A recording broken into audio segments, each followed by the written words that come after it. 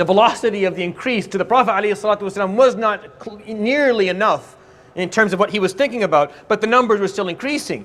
So they felt that they weren't getting anywhere, so they started to begin to negotiate with Abu Talib, trying to get Abu Talib to lift his hand, meaning to take away his support from the Prophet ﷺ. Abu Talib almost did, but didn't really.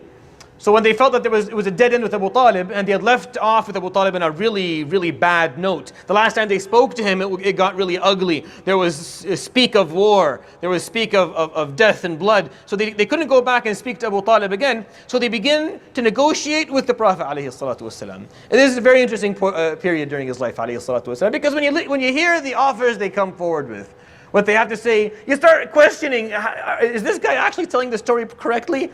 He doesn't seem to be the weaker party in this ordeal. It sounds the way that they're negotiating what they're asking for, that somehow he has the upper hand, alayhi salatu wasalam. And he actually did in many ways. Maybe it wasn't apparent to him at the time, alayhi salatu wasalam, or to the Sahaba, and sometimes not even to us now, but he did. And the reason is very simple. If you stand by al-haq, you always have the upper hand. Just by the mere fact that you're standing by what is right, that you are doing the right thing, saying the right thing, standing by that which is righteous, you have the upper hand. Even if your numbers are low and you don't have you don't have a big army or a lot of people to support you, not enough money, you still have the upper hand because you're standing by al-haq, and there's nothing more divine than that. Never was, never will be. But sometimes you can't see it. So they come to negotiate with him, alayhi salatu wasalam. So what happens is the elders of Quraysh all gather together, around 8 or 9 of them.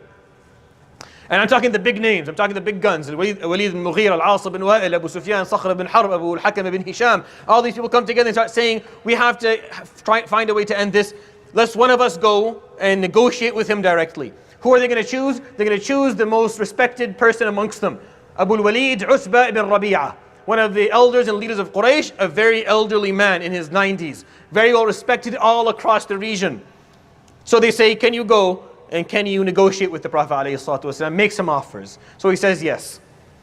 He walks towards the Prophet ﷺ. This is the setting. They stand far away. The Prophet ﷺ can see them, but he can't hear them. That's how far they were, just far enough. And he sees Abu al-Walid Utbah ibn Rabi'ah coming towards him. And he comes and he sits with the Prophet ﷺ. The Prophet ﷺ, he welcomes him. He sits. And he begins to speak. فَقَالَ يَا ابْنَ أَخِي إِنَّكَ حَيْثُ تَعْلَمُ مِنَّا فِي الْعَشِيرَةِ وَالنَّسَبِ وَالْحَسَبِ. You know where you stand regarding all of us in terms of your background, your heritage, your lineage, the respect that we all have for you. You are the grandson of Abd al-Muttalib. That's what he's trying to allude to. وَإِنَّكَ جِئْتَنَا وَجِئْتَ قَوْمَكَ بِمَا لَمْ يَأْتِ بِهِ أَحَدٌ قَبْلَكَ. And you have came to us with something that is new, that no one has done before you. فَسَفَّهْتَ أَحْلَامَنَا وَشَتَمْتَ آلِهَتَنَا وَكَفَّرْتَ مَنْ مَضَى مِنْ آبَائِنَا. So you came to us and you have taken our way of life and you have made it look horrible. And you have taken our religion and you've broken it down to something that is worthless. And you're saying that our parents before us who lived the same way were wrong. And this is the point that they could never get over, by the way. Just put a little, mental pin in it. That point, they couldn't get over that point. Happens a lot. And I'll give you examples later of how it can happen to us as well. And it does happen to us all the time. وَإِنِّي أَعْرِضُ عَلَيْكَ أُمُورًا لَعَلَّكَ تَقْبَلُ بَعْضَهَا. And I'm going to make some offers to you, and I hope you'll at least maybe accept one or two of these offers. فقال صلى الله عليه وسلم قل يا أبا الوليد أسمع. Go ahead, Abu al-Walid, say what you want, I'm listening. And he begins. He begins to say the most ridiculous things that could be said to Muhammad Rasulullah sallallahu alaihi wasallam. The most ridiculous things. Someone who is speaking to Jibreel, someone who has explained to him the message of Allah subhanahu wa ta'ala, beginning from Adam, moving down to Ibrahim and Ismail and Ishaq and Yaqub and Asbat and Musa and Isa. All these people, same message he's carrying. He's the last one of all. And some guy is telling him something that goes similar to the follows. He goes, إِن كَانَ مَا تُرِيدُ مُلْكًا مَلَّكْنَاكَ عَلَيْنَا. If it's sovereignty that you want, we will make you our king.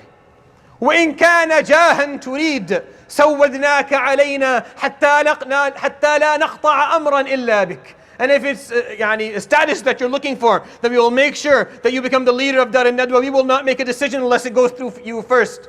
وإن كان مالا تريد جمعنا لك من أموالنا حتى صرت أغنانا. And if it's money you're after, then we will gather amongst ourselves more money than we all have individually, so that you have more money than all of us. You'll be the richest of the rich. He's listening to this, alayhi salatu wasalam. What garbage? What are you talking about? Money and status and what are you doing? But he's listening, alayhi salatu wasalam. Wallahi, they are ridiculous offers. They are ridiculous. They make no sense at all. If it were me, I would not have given him the time of the day to make these silly and ridiculous offers. But he did, alayhi salatu wasalam. He listened to the guy. He listened to him. We have to listen to people. We have to listen. No matter how ridiculous what they say may seem to us, you need to listen. It's not about whether you agree with it or how far away your way of thought is from what is being said. It doesn't matter. You need to listen.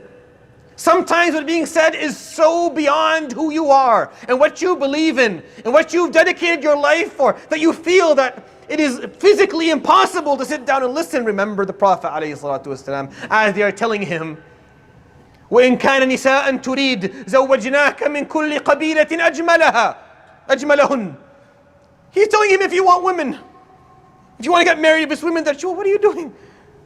Alayhi salatu wasalam is carrying the Quran. He's speaking to Jibreel, and you're telling him money and status and women and sovereignty and وَإِن كَانَ. So you see how even more ridiculous it's going to be. وَإِن كَانَ رِئْيًا بِكَ أو مرضا بك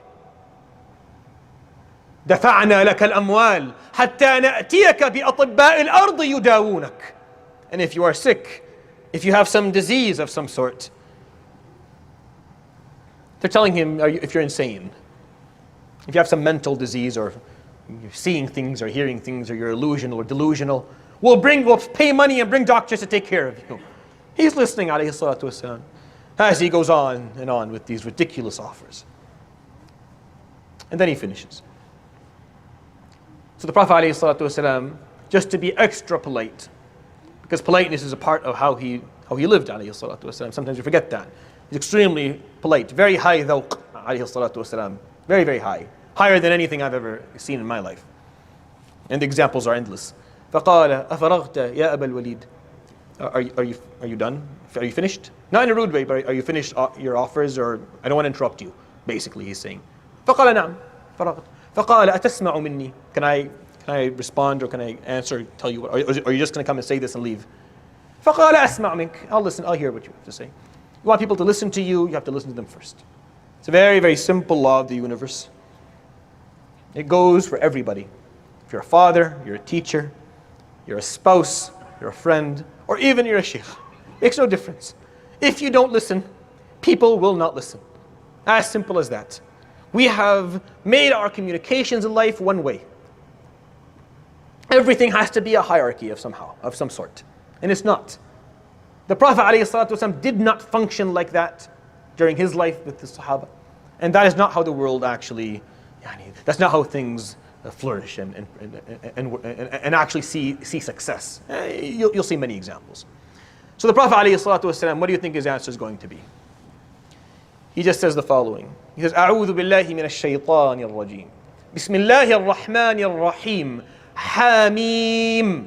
تنزيل من الرحمن الرحيم. كتاب فصلت آياته قرآنا عربيا لقوم يعلمون بشيرا ونذيرا فأعرض أكثرهم فهم لا يسمعون وقالوا قلوبنا في أكنة مما تدعونا إليه وفي آذاننا وقر ومن بيننا وبينك حجاب فاعمل إننا عاملون قل إنما أنا بشر مثلكم يوحى إلي أنما إلهكم إله واحد فاستقيموا إليه واستغفروه وويل للمشركين الذين لا يؤتون الزكاة وهم بالآخرة هم كافرون إن الذين آمنوا وعملوا الصالحات لهم أجر غير ممنون قل أئنكم لتكفرون بالذي خلق الأرض في يومين وتجعلون له أندادا ذلك رب العالمين وجعل فيها رواسي من فوقها وبارك فيها وقدر فيها أقواتها في 4 أيام سواء للسائلين ثم استوى إلى السماء وهي دخان فقال لها وللأرض ائتيا طوعا أو كرها قالتا أتينا طائعين فقضاهن 7 سماوات في يومين وأوحى في كل سماء أمرها وزينا السماء الدنيا بمصابيح وحفظا ذلك تقدير العزيز العليم فإن أعرضوا فقل أنذرتكم صاعقة مثل صاعقة عاد وثمود. And at that point, this is the beginning of Surah Fussilat, by the way. Abu al-Walid, Utbah ibn Rabi'ah, jumps off his feet, takes his hand and puts it on the face of the Prophet ﷺ, on his mouth, saying, ناشدتك الله والرحم ناشدتك الله والرحم يا أبا القاسم ناشدتك بالله والرحم. I swear to, I ask you by the name of Allah and whatever relations of kinship that we have because we're related. I ask you by Allah and our relationship to please stop. To please stop. And then he noticed how ridiculous he looked. See, the last verse says, if they refuse all of this, please go and read the first page of Surah Fussilat. Take a standard translation. You don't need me to explain things to you. It's very clear, self-explanatory. At the end of it, ayah number 13, it says, if they refuse, then tell them, I warn you from a punishment like the punishment that came to Ad with Thamud. Apparently when he said it, alayhi salatu wasalam, recited, it was so powerful. It was so meaningful. His heart was in it that he had a 90-year-old man have an emotional reaction to it. And when he noticed that he was overreacting, he was panicking with his hand on the Prophet ﷺ's mouth, asking him, swearing, please, I beg you enough, I beg you no more. He became very embarrassed. So he took his hand down and he sat, feeling very embarrassed, feeling فقال أكمل يا أبا القاسم. No, please, I'm sorry, I interrupted you. Continue. So the Prophet ﷺ continued to read Surah Fussilat until there's a sajda. And once he made the sajda, ﷺ, he got up to continue to read. Abu Walid waited for him to make the sajda and he ran. And he left. Apparently when he read the Quran, ﷺ, it was more than just the letters and the tajweed. He actually felt what he was saying. He actually meant it. You know, they say back in the day, if you talk to any of your parents about modern art and music and back in the day, they'll say back in the day they used to sing from their hearts. You'll find, you must have an older person in your family who tells you that. But the older ages, Kulthum and those people. And what they do now is all garbage because back then they said these things from their hearts. You felt it. Apparently when he read the Quran, it also came from his heart. He read it with feelings. He felt it. It transmitted and transferred to the person in front of him. And he moved Utbah ibn Rabi'ah. He scared him just by the words. He said he was sitting there ﷺ completely silent. I was making he wasn't. He just sat there and just read the Quran. He was able to provoke a reaction in him. We don't do that anymore. We don't read the Quran like that. We don't read it. We don't absorb it. It doesn't enter the heart. It's sad because when you finally, inshallah, you'll come to, when you finally realize the depth and the beauty of these words, you start to actually see it for what it is. You'll regret the time that you spent in your life doing anything else. And you will hope with all your heart that others could feel the same way you do towards the words that you are reciting and reading. And it's the biggest loss in my mind, in my heart, when I see people who don't connect with the Quran. It kills me. I don't know what to do. How do I fix that for you? Because we're all masakeen, but you're an especially miskeen if you don't enjoy it. If it doesn't mean something to you, if you don't listen to it. And alayhi salatu wasalam just said those words in Utbah. He was 90 years old. An old man, but couldn't help it. Unfortunately, we don't have evidence that he accepted Islam. But he goes back. He leaves the Prophet alayhi salatu wasalam making sujood and he leaves. And he goes back and they look at him. And Abu Sufyan looks at Abu Jahl. And he says, لَقَدْ عَادَ إِلَيْكُمْ أَبُو الْوَلِيدِ بِغَيْرِ الْوَجْهِ الَّذِي ذَهَبَ بِهِ. He has come back to you, Abu al-Walid, with a different face.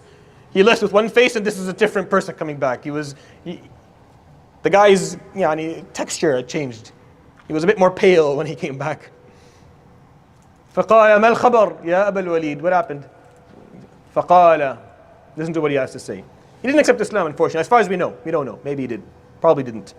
But the words that he said to them were important. He said, يا معشر قريش اسمعوني وأطيعوني اليوم وأعصوني بعدها أعطوني منكم هذه. I want you to listen to me and obey me. Just this once and never obey me again. Just give me this one thing from you, just one thing. إني سمعت منه كلاما ليس بقول الكهنة ولا السحرة ولا الشعراء. I have heard from him things. This is not the work of wizards. This is not the work of poets. This is not the work of anything that I've ever encountered in my life. وَإِنَّهُ سَيَكُونُ لِكَلَامِهِ نَبَأٌ عَظِيمٌ. And what he is saying is going to reach very far places. It is going to turn into something great one day. فَخَلُّوا بَيْنَهُ وَبَيْنَ مَا يُرِيدُ. Allow him to do whatever it is he wants to do. فَإِنَّهُ إِنْ جَابَهَ بِهِ الْعَرَبُ فَقَتَلُوهُ كُفِيتُمُوهُ بِغَيْرِكُمْ. If he takes this and he goes to the Arabs, and the Arabs refuse him and kill him, then they get rid of him for you. وَإِنْ كَانَ لَهُ الْمُلْكُ فَمُلْكُهُ مُلْكُكُمْ وَعِزُّهُ عِزُّكُمْ. And if he goes to Arabs with this and he prospers and he is successful, then his sovereignty is yours and his name and status is yours. You're from the same, you're all Quraysh. This is what he thought. Just let him do what he wants to do. He has something special. I don't know what it is, but what he is saying is special. I've heard it all. I'm 90, I've heard it all. I've never heard anything like this. You need to let him speak. All he ever wanted, never forget that in the seerah. All he was looking for was just freedom of speech. Just when, the basic freedoms, first, second, third amendment, I don't know which one it is. First amendment. Just to say, he just wants to say what he wants to say. Just to listen to him. And they said, no, you can't speak. They deprived him from the right of explaining what he wants to explain. So they said, the people who stood there, فَقَالُوا سَحَرَكَ يَا أَبَا الْوَلِيدِ. He used his magic on you. خَرُفَ أَبُو الْوَلِيدِ. Or you've lost your mind. You're too old. Plus you're old, you have no, you're losing your mind. That's why you're saying these things. They refused. But this is the shahada of Utbah ibn Rabi'ah after he had this encounter with the Prophet alayhi salatu wasalam. So what do they do after that? So they meet. All 7 of them again, excluding this time Abu al-Walid Utbah ibn Rabi'ah, as all bigots and do. Whenever you don't agree with them, they exclude you and they have a different meeting because they want people who agree with them and that's it. So they meet again and they say, this time we call him. We call the Prophet ﷺ to us and we speak to Muhammad ourselves. So they sent to him saying, Ya Muhammad, will you please come? And I can only imagine the pressure he was under ﷺ coming to a meeting like this. You're entering a room where all your enemies exist. These are the reasons that things aren't working out. It's these people here. ﷺ would spend a lot of time trying to do da'wah to them. I'll give you examples of that inshallah to come. He would spend a lot of time speaking to these leaders, trying to get something out of them, trying to get them to listen, sometimes more than he should. And the Quran would come and correct him. So he's going to speak to the leaders. So he enters, and they make similar offers. They started saying similar things. You did this, and how about, we figure out some way to work it out or something. We can offer you money or whatever it is you need. If you're sick, if you're tired, if you're... فيقول عليه الصلاة والسلام ما جئت لآخذ أموالكم. I didn't come with this so I can take your money. ولا لأسود فيكم. Nor did I do this so that I would become with higher status. ولا أطلب الملك فيكم. Nor am I asking to be king. وليس بي من بأس وليس بي من رئي. I am not sick and there's nothing wrong with me. وإنما أتيتكم بالذي بعثني الله به. I have come to you with that which Allah subhanahu wa ta'ala has sent me. وإنما أنا لكم بشير ونذير. And all I am to you is someone who is going to give you the glad tidings of a great future, or someone who will warn you of what will come if you don't listen. فإن أخذتموه مني وقبلتموه كان حظكم من الدنيا والآخرة. If you accept what I tell you, then that will be the best thing you've ever done for yourselves in dunya and akhirah. وإن لم تقبلوه مني. And if you refuse it, لأبقين عليه حتى تنفرد سالفتي. And if you refuse it, I will keep on doing this until I die. Until I will keep on pushing for this until the last day of my life. So it didn't work out. He left So a few people come after him. First two people were Walid ibn Mughira and Mikraz ibn Hafs. They come to him, two of the leaders. And they say, Ya Muhammad, just look, your Quran has a couple of stuff that we don't like. Do you think you can maybe make some adjustments to it? Just take out the part where you talk about the idols. You know, Muhammad, Lat, wal Uzza, and Manat, they're very important to us. They're important to all the tribes. Just take that part out. Everything else is awesome. We're totally on it with you. Silat al-Rahim, good. Sidq, good. What else? It'am al-Miskeen, good. We're all with that. But can you just take out that part? وَإِذَا تُتْلَى عَلَيْهِمْ آيَاتُنَا بَيِّنَاتٍ Surah Yunus was revealed. قَالَ الَّذِينَ لَا يَرْجُونَ لِقَاءَنَا And once you recite upon them our clear verses of what Islam actually is, those who don't believe that they will ever meet their Lord will say, "Iti bi Qur'anin ghayri hadha." Oh, badil. Can you change the Quran or make some adjustments or get another one? قُلْ مَا يَكُونُ لِي أَنْ أُبَدِّلَهُ مِنْ تِلْقَاءِ نَفْسِي Tell them it wasn't my choice. You see, they're acting as if the Prophet ﷺ made it all up. And you're saying, the way they're coming saying, yeah, we know you made this up. How about you just, play ball? The Prophet ﷺ is saying, you need to understand that I didn't do any of this. This is what Allah is teaching. You need to listen. But of course that way. So they leave him. So his cousin, Atika bint Abd al-Muttalib, who's the Prophet ﷺ's aunt, her son is Abdullah ibn Abi Umayyah. So he's the Prophet ﷺ's first cousin. So he comes to him and he starts saying, Ya Rasulullah, look, come back. Ya Muhammad, come back. You didn't believe that he was Rasulullah. So, Ya Muhammad, come back. We have a few more things we want to talk about. So the Prophet ﷺ comes back. This is who's weaker here?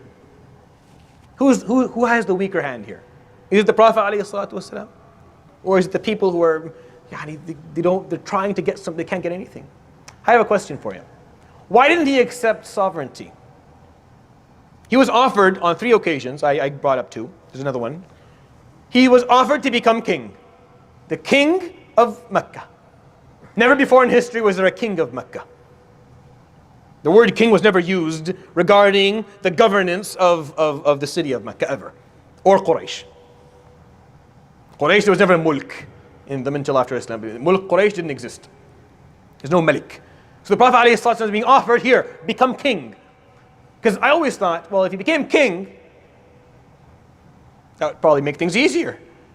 Then he could, basically grant himself and all the Muslims the rights. He could, silence those non-Muslims. And to be honest, the Seerah story would have been very different.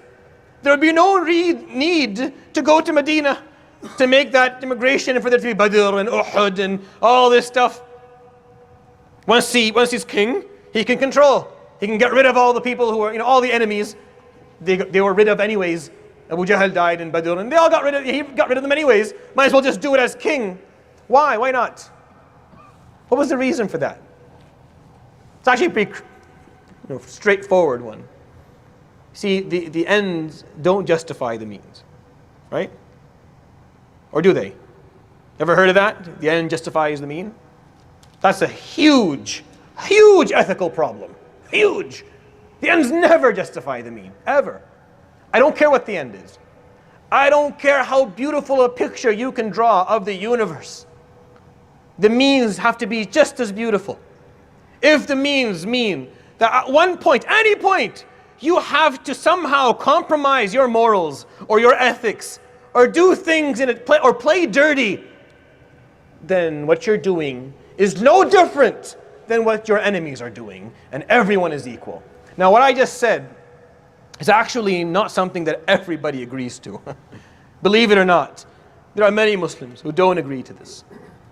In many examples, in many situations, historically and today, who believe that there are ends that are powerful enough and important enough that we can compromise the means and play dirty and do things. No, never. Never. This is the most important point of his entire life. He never played dirty, ever. He was one of the most important politicians of the 7th century, of the 7th Miladi century. Never once did he play dirty, not once. Not once. And he paid for that. He paid for that from his pocket, financially, socially. He paid with his blood, with his family, with his life. Not once did he ever play dirty. He could have easily said, I'll be the king, and then I'll change everything. No, that's not right. That's not right. You force people to do that. You don't force people to do things. People have to make choices on their own. You can't accept it for now and then change what you want to do later. Just because, well, the means is Islam being spread, and you can actually save so many Muslims from dying in Badr and Uhud and Khandaq and Tabuk and Hunayn. Still, it's not the right way to do things. So you don't do it. And he didn't, alayhi salam. He refused, alayhi salatu, time and time again. And I'm going to give you examples. If you think this is an extreme example, but you're going to see the examples throughout his life, alayhi salam. Time and time again, he'll be given offers. He'll refuse them because it's just not the right thing to do. It actually exhausted the people of Quraysh. Because like, come on, please just give us something. Give us something. No, nothing. He gave them nothing. Only that which he is capable or you can compromise. Some things in the deen, some things are not fundamentals. We can get rid of certain issues. But others, no. Where is that in the Quran? وَدُّوا لَوْ تُدْهِنُوا فَيُدْهِنُونَ. They just want you to compromise. And they'll give up everything because they don't believe in anything anyways. They have no beliefs that are important to them. They just want you. So he goes back with Abdullah ibn Abi Muwayyah. And he starts to offer him things. I'll move to the, it's not there. Doesn't matter. You know in Surah Al-Isra, towards the end of it, it says, وَقَالُوا لَن نُؤْمِنَ لَكَ حَتَّى تَفْجُرَ لَنَا مِنَ الْأَرْضِ يَنْبُوعًا أَوْ تَكُونَ لَكَ جَنَّةٌ مِنْ نَخِيلٍ وَعِنَبٍ فتفجر الأنهار خلالها تفجيرا أو تسقط السماء كما زعمت علينا كسفا أو تأتي بالله والملائكة قبيلا. And they continue to move on. They say, look, we'll believe in you, but we need you to prove things to us. Prove some things. What do you want me to prove? So the first person said, إنك تعلم أننا أفقر أهل الأرض خضرة ومطرا فكلم ربك ينزل علينا من خيرات السماء فيملأ هذه الجبال شجرا ويملأ الأودية يعني أنهارا. Talk to your Lord and have him change this Sahara that we live in.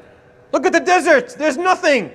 Have him bring down rain for a couple of months. Let us see the green come from this land. Turn this land into the Garden of Eden. Let us see that. We want that. So the Prophet ﷺ answer would be, مَا بِهَذَا بَعَثَنِي. They offer him all these offers and he would answer the same thing every time.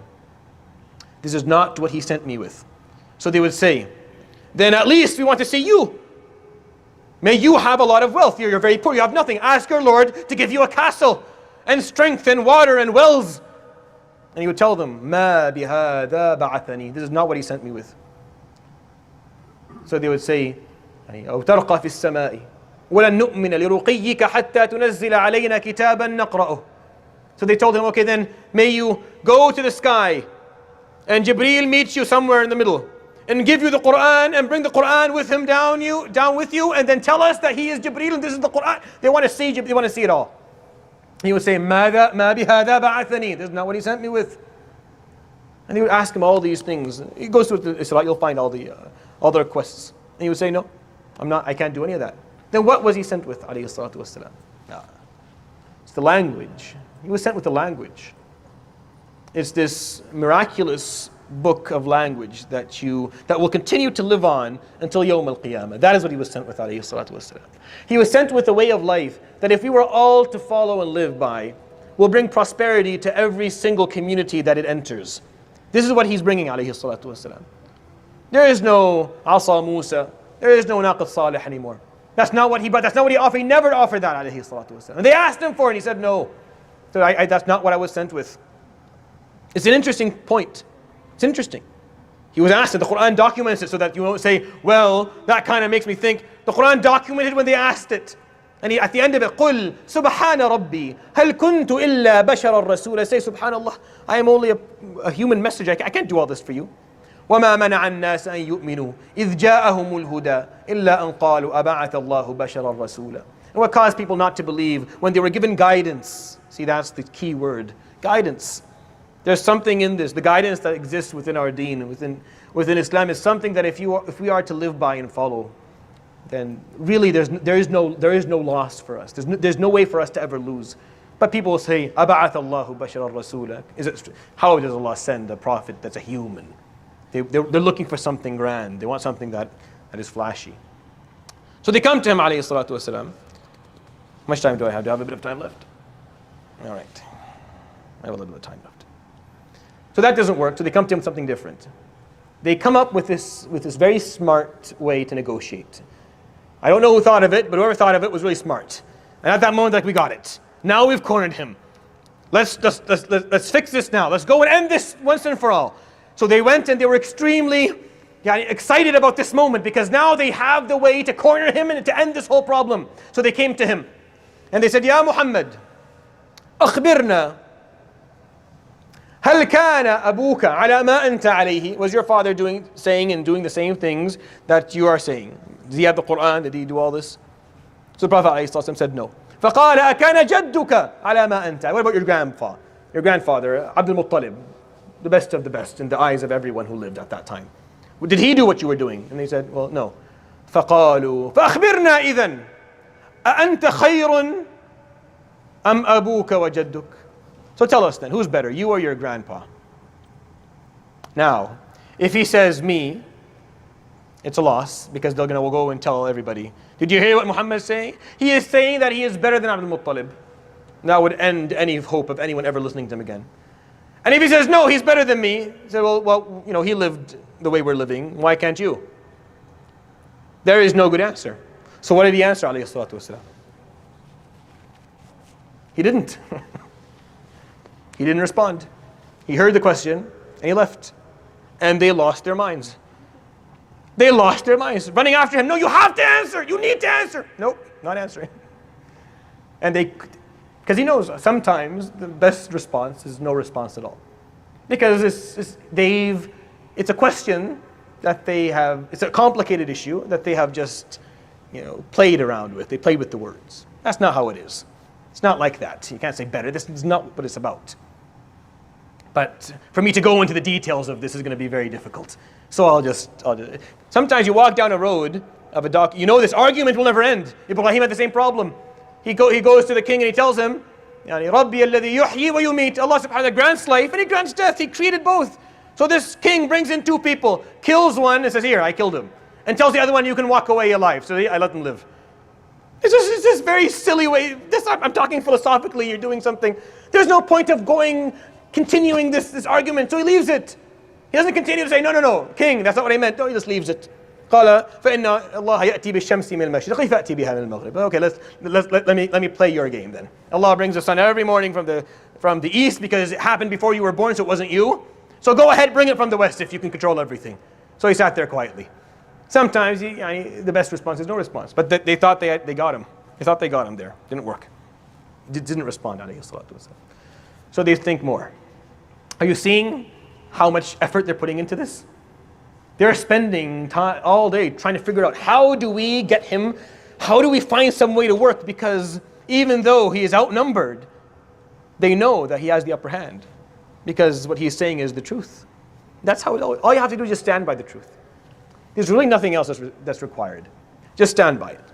Just continue to stand by it. No matter how scary, no matter how difficult, no matter how intimidating that is, just stand by it. That's all he ever asked you to do, subhanahu wa ta'ala. But it's hard sometimes, so we don't. So they come to him with another. This time, they start to compromise. The two coming offers they're compromising. So they come and say, Ya Muhammad, all right, you win. Khalas, you win. How about this? We split it somewhere in the middle. We worship your Allah alone for a year, and then you do it for our asnam for a year. And we'll start with yours. We'll start with your Lord. We'll be Muslims first, all right? We don't have to be, we'll just kind of alternate. Year this, a year that. Your year and our year. You see? Give and take here. Come on, Muhammad, let's end this problem and let's find some way to... And alayhi salatu wasalam, he just laughs. What are you talking about? Again, he could have played this dirty. All right, start with my year. Starts with his year, he gets as many people Muslim as possible, and then the other year comes, no, not doing it.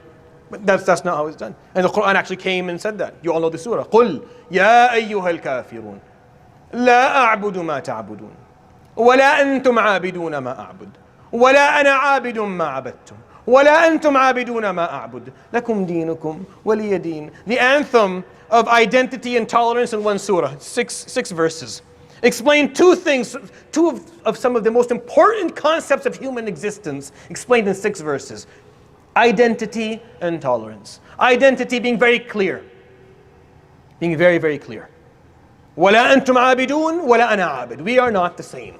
I worship something different than you do, and you worship something different than I do. We are not the same. But that's okay. لَكُمْ دِينُكُمْ وَلِيَ دِينِ. You have a religion and I have one. No problem. Ya ayyuha al-kafirun. Calling them with respect. Ayyuha is a word in Arabic that means respect. You don't say ya ayyuha and then go and say something rude. You're different than me, but I have respect for you. You have your faith, I have mine. But we're different. Sometimes if identity is too strong, we lose tolerance. And sometimes if tolerance is too strong, you use identity. But if you can get that right balance, like he did, alayhi salatu wasalam, like the surah explains, we're fine. We're different, but we can coexist. No, I will not worship your Lord.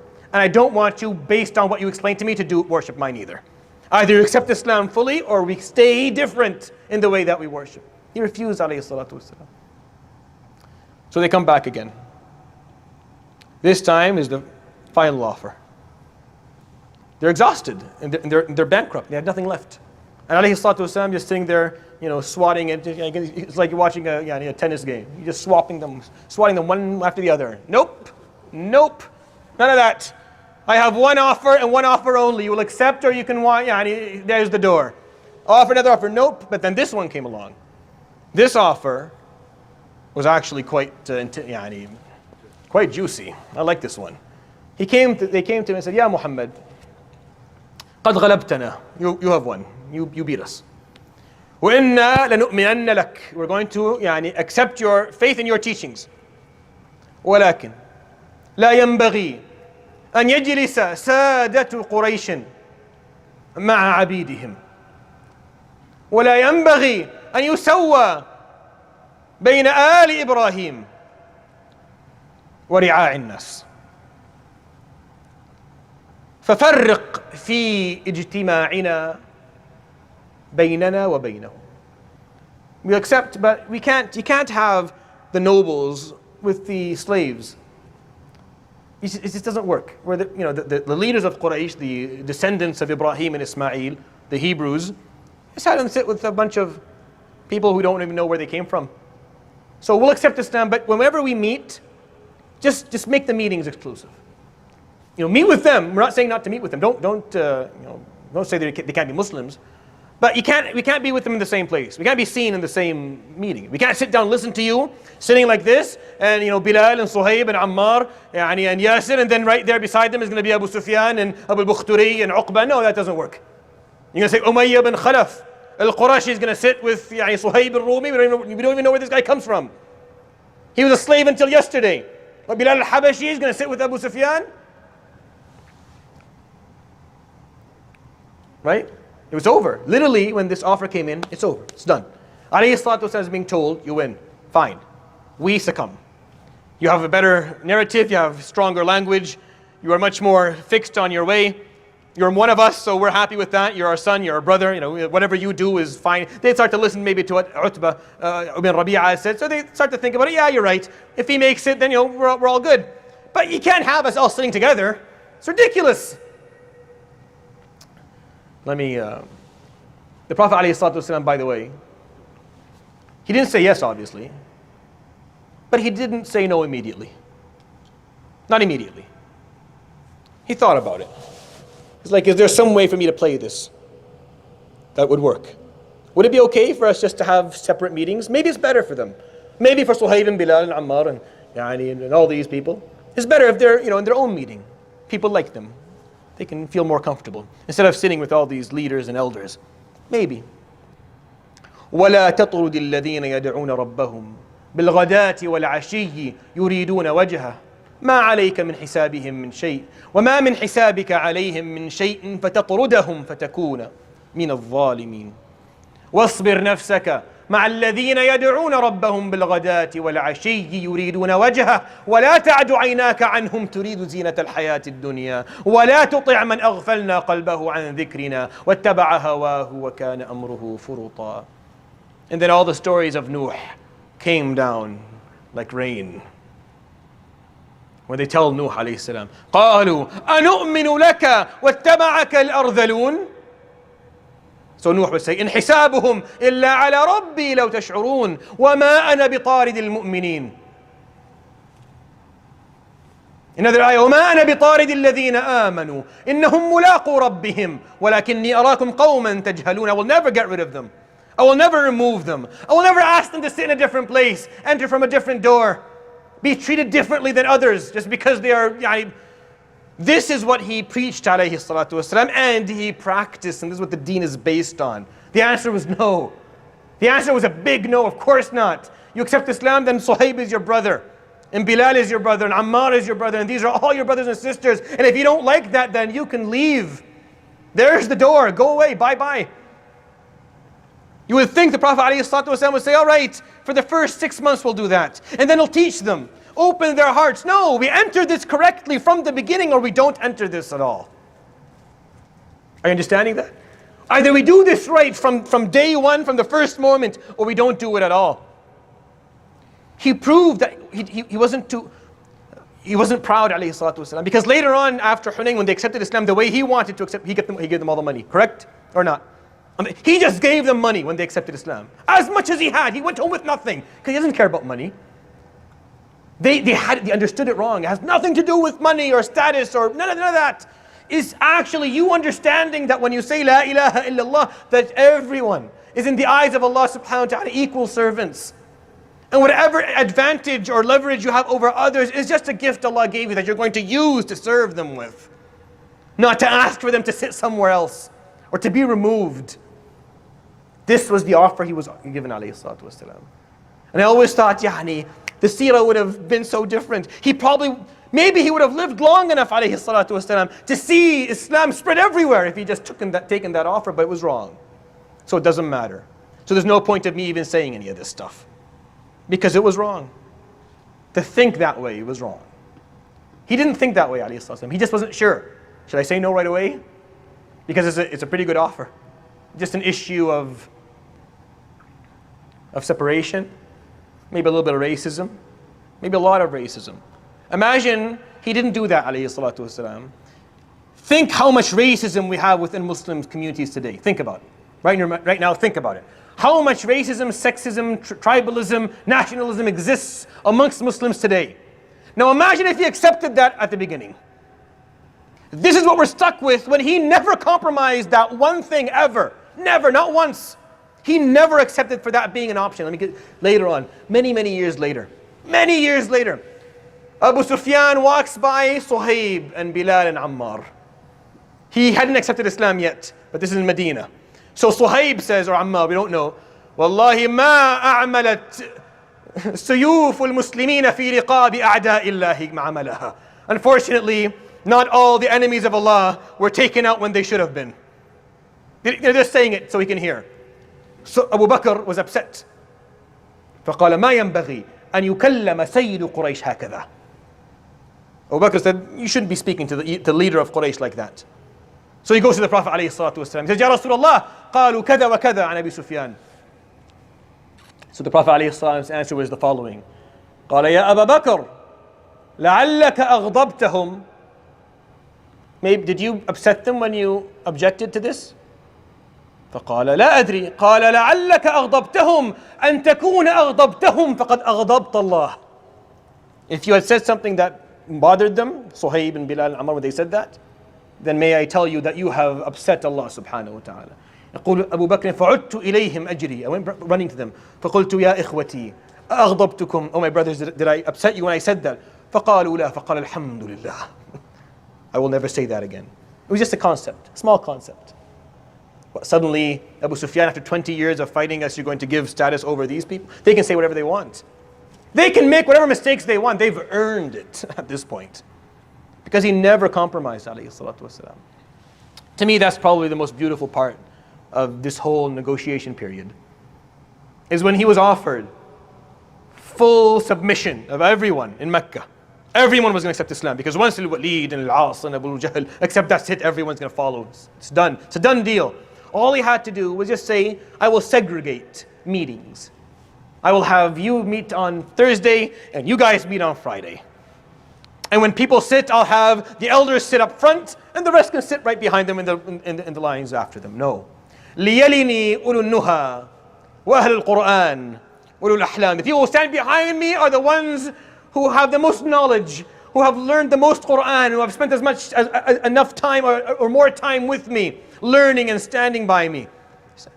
It's not based on what you inherited from your fathers, how much money you have or what name, how many letters there are after your name or before it.